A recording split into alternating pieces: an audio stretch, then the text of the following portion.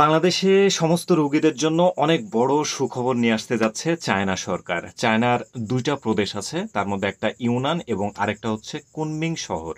বাংলাদেশি সমস্ত রোগী যারা আছেন তাদের জন্য বরাদ্দ করা হয়েছে ওইখানে যেই হসপিটালগুলো আছে।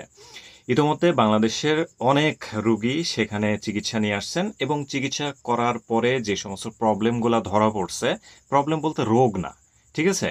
যে সমস্ত প্রবলেমগুলো ধরা পড়ছে, প্রশাসনিক প্রবলেম, আনুষঙ্গিক পার্সোনাল প্রবলেম, এগুলোকে জাস্টিফাই করে বিভিন্ন সিদ্ধান্ত নেওয়া হয়েছে, যেগুলো কার্যকারিতার রূপ যদি দেখতে পায় তাহলে আগামী ২-৩ মাস বা সামনে কিছু মাসের মধ্যেই একটা চমৎকার, সুইটেবল এবং কার্যকরী একটা চিকিৎসা ক্ষেত্র বাংলাদেশের জন্য উন্মুক্ত হতে যাচ্ছে, যেটা রোগীদের জন্য পরম পাওয়া।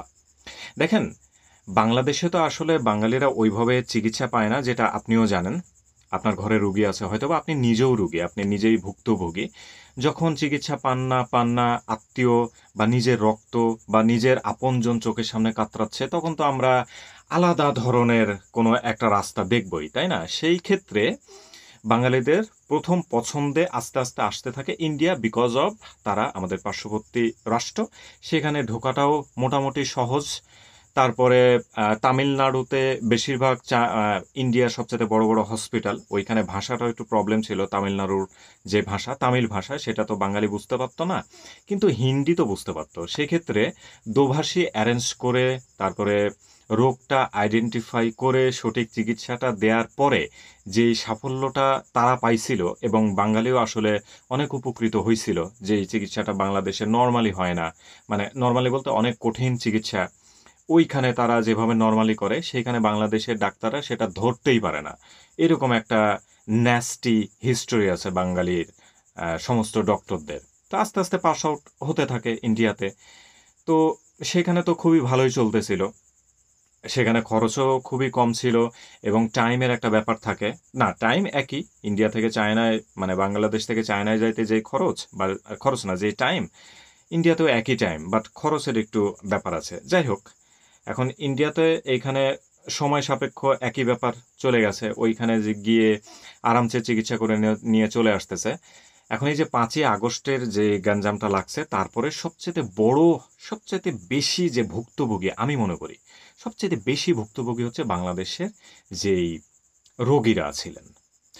যারা নিউ রোগী ছিলেন তাদের চাইতেও সবচেয়ে বেশি ভুক্তভোগী এমন কিছু শিডিউল, মানে কি বলে, শিডিউল মেনটেন করা পেশেন্ট ছিলেন, যে ঠিক আছে আপনি পরের মাসে দেখা করবেন, এবং পরের মাসে 100% দেখা করতেই হইতো।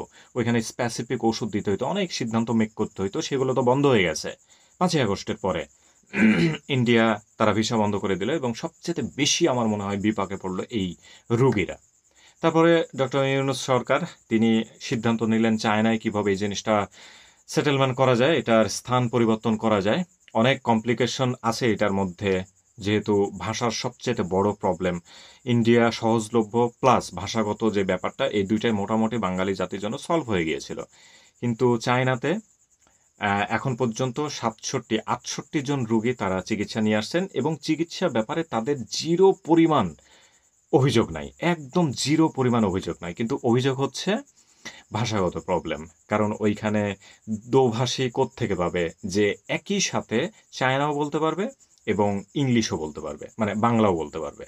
ইংলিশ এবং চায়না এইটা যদি বলে, তাইলে কিন্তু বাঙালি জাতির জন্য প্রবলেম, কারণ আমরা চাইনিজও জানি না, ইংরেজিও জানি না। বড় সড়ো একটা প্রবলেম। এমন দোভাষী লাগবে যে চাইনিজও জানে এবং বাংলাও জানে। এই দোভাষীর সংখ্যা খুবই খুবই কম, অনেক অনেক কম, এবং ভয়ঙ্কর লেভেলে কম। কিছু কিছু আছে যারা চাইনিজ দূতাবাসে জব করে, বাঙালি যারা চায়না শব্দর অর্থ করতে পারে দোভাষী।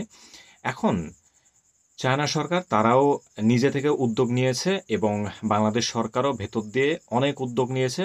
তারা দোভাষী নতুন করে অ্যাড করতে যাচ্ছে, এবং আগে যে কয়েকজন দোভাষী ছিল এটা দিয়ে আসলে মানে ৬৭ থেকে ৬৮ জন এখন পর্যন্ত চিকিৎসা নিয়েছে পরীক্ষামূলকভাবে। তাদের ভিসা প্রক্রিয়া, তাদের ওইখানে থাকা খাওয়ার ব্যবস্থা, সবকিছু একটা পরীক্ষামূলক একটা রুটের মধ্যে আছে।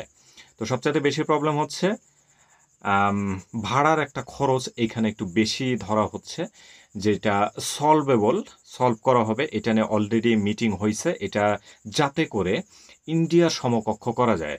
বাংলাদেশে একটা রোগী প্লেনে করে ইন্ডিয়াতে যাইতে যে খরচটা হইতো সেটার আশেপাশে একটা অ্যামাউন্ট ফিক্স করার মোটামুটি পরিকল্পনা হয়ে গেছে। তার মানে আর্থিকভাবে ইন্ডিয়ার কাছে ওই ব্যাপারটা মোটামুটি কম্প্রোমাইজ হয়ে গেছে, একই লেভেলে চলে যাচ্ছে। আরেকটা থাকে ভাষাগত ব্যাপার যে আমি যাব, আমার মানে রোগ তো আসলে অনেক ভেতর দিয়ে বোঝাইতে হয়, সেক্ষেত্রে অনেক ভেতরের কমপ্লিকেশন ওয়ার্ড লাগে, যেগুলো আসলে একদম বাংলা টু বাংলা হলে সবচেয়ে ভালো হয়। ওইটা তো আসলে কোনোভাবে পসিবল না চায়নাতে। তো দোভাষী সেটেলমেন্ট করার ক্ষেত্রে চায়না এবং বাংলাদেশ সরকার উঠে পড়ে লাগছে। এবং এই যে গত কয়েক মাসে মাত্র ৬৭-৮৮ এটা পরীক্ষামূলক ছিল, এখন এইটা দ্বিগুণ তিনগুণ মানে অনেক গুণ বাড়বে। এটা আস্তে আস্তে ওপেন করে দেবে, ভিসা প্রক্রিয়া আরও সহজ করে দেবে। সবচেয়ে বেশি প্রবলেম যেটা মনে হয় যে যারা বিদেশ গিয়ে চিকিৎসা নিতে পারে তাদের কাছে টাকাটাও হয়তো বা প্রাইমারি খুব একটা প্রবলেম না, প্রবলেম হচ্ছে ভাষাগত ব্যাপার। কারণ ওইখানে আপনি যখন বোঝাইতে পারবেন যে আমার এক্স্যাক্টলি এই প্রবলেমটা হচ্ছে, তখন তারা ওইভাবে তারা তাদের ডক্টরের যে হিসাব কিতাব তারা একদম পিন পয়েন্টে করতে পারবে। আমি মুখ বন্ধ বা আমার কথা বুঝতে পারতেছে না, পুরো শরীর চেক করে কোথায় এক্স্যাক্টলি পয়েন্ট রোগ বের করা, এটা খুবই খুবই কঠিন একটা ব্যাপার।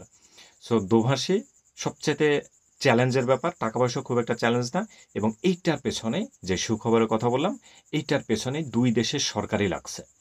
ওই দেশের সরকারও তারা চেষ্টা করতেছে যে চাইনিজ এবং ইংলিশ, তারা তো আসলে ইংলিশ শব্দটাকে মানে ইংরেজি ভাষাটাকে খুব একটা প্রেফার করে না। তো এখন বাঙালি জাতির জন্য তারা এইটা করতে যাচ্ছে যে কনভার্সন হবে চায়না টু ইংলিশ, এবং বাংলাদেশের যারা ইংরেজি খুব ভালো বোঝে তারা ইংলিশ টু বাংলা করে দেবে। এটা হয়তোবা একটু ম্যান পাওয়ার বেশি লাগতেছে, বাট আস্তে আস্তে এটা সহজ হয়ে যাবে। কারণ ইন্ডিয়াতে প্রথম তামিলনাড়ুতে গিয়ে যে প্রথম চিকিৎসা নিতে গিয়েছিল, আমার মনে হয় না তার কাছে ব্যাপারটা সহজ ছিল, কিন্তু আস্তে আস্তে তো সহজ হয়ে গেছে। তো এই নিউজটা আমার কাছে খুবই উপকারী এবং সাধারণ জনগণের জন্য অনেক উপকারী। যারা বাসাতে রোগী আছেন তারা চাইলে একটু চাইনিজ ভাষা যদি আগে থেকে প্র্যাকটিস করেন, অথবা আপনি যদি পেশেন্ট হয়ে থাকেন তাহলে যদি চাইনিজ ভাষা রোগ সম্পর্কিত যেই ওয়ার্ডগুলা সেগুলো যদি আগে থেকে একটু রপ্ত করতে পারতেন বা করেন, এমনিতে ভাষা শেখা অনেক অনেক উপকার। পার্সোনালি স্কিল ডেভেলপমেন্টের মধ্যে এটা পড়ে ভাষা শিক্ষা। এটা যে কোনোভাবেই হোক, নিজের রোগের জন্য বা পরিবারের আপনজনের জন্য যদি একটু প্র্যাকটিস করেন অ্যাটেন্ডেন্স হিসেবে, যে আপনি যাবেন নিয়ে যাবেন, আপনাকে বুঝতে হবে, তাহলে কিছু চাইনিজ ভাষা মেডিকেল ল্যাঙ্গুয়েজের কিছু ভাষা যদি আপনি আগে থেকে রপ্ত করেন তাহলে ব্যাপারটা খুব সহজ হবে। আদারওয়াইজ দুই দেশের সরকার তো এটা নিয়ে কাজ করতে চাই।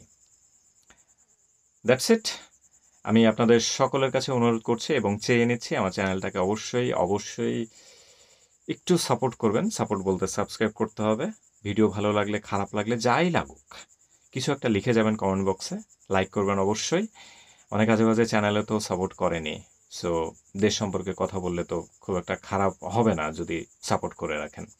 দেখা হচ্ছে নেক্সট ভিডিওতে নতুন কোনো নিউজে অথবা নতুন কোনো ফ্যাক্ট অ্যানালাইসিসে। খোদা হাফেজ।